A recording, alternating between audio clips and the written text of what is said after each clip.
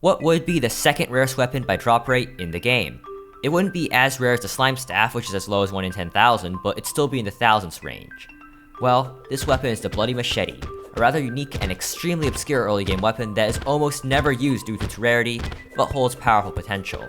It's a 1 in 2,000 drop from any weak enemy during the Halloween event, defined as any enemy with less than 20 defense, 40 damage, and a maximum of 5 silver worth of loot. This means that not only is it excruciatingly rare, it's also rather difficult to farm. If you're in expert or master mode, some enemies' damage values will also be too high to drop the weapon, increasing its rarity further.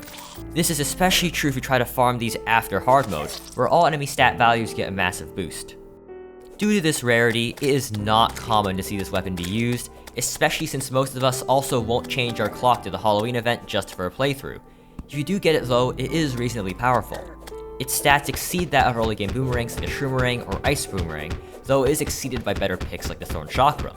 However, its true redeeming quality is the fact that unlike literally every other boomerang in the game, it is affected by gravity.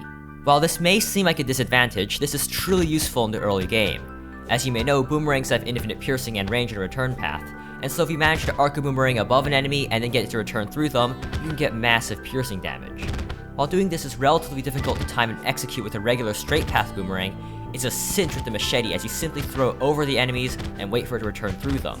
This ability makes it very useful for land-based invasions or swarms like the Blood Moon, Goblin Army, or even the Old One's Army on lower difficulties. Overall, though this weapon is unique and powerful, it's not something you should really go for.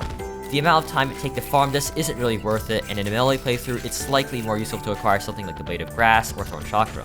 This was also a contender for the least used weapon in Terraria, alongside Poison Knives, which I made a video on. Some commenters even nominated this one as being even more obscure than that one, and honestly, it probably is. Even I forgot about it existing, so perhaps it really is just that obscure. Most of us, myself included, probably haven't ever even obtained it, even by chance. Hello, if you're part of the 3/4 of my audience who aren't subscribed and you enjoy my content, I ask you to subscribe. If you want to learn about a really non-obscure weapon like the Daybreak, here's a video about that. Either way though, thank you for watching, and good day and goodbye.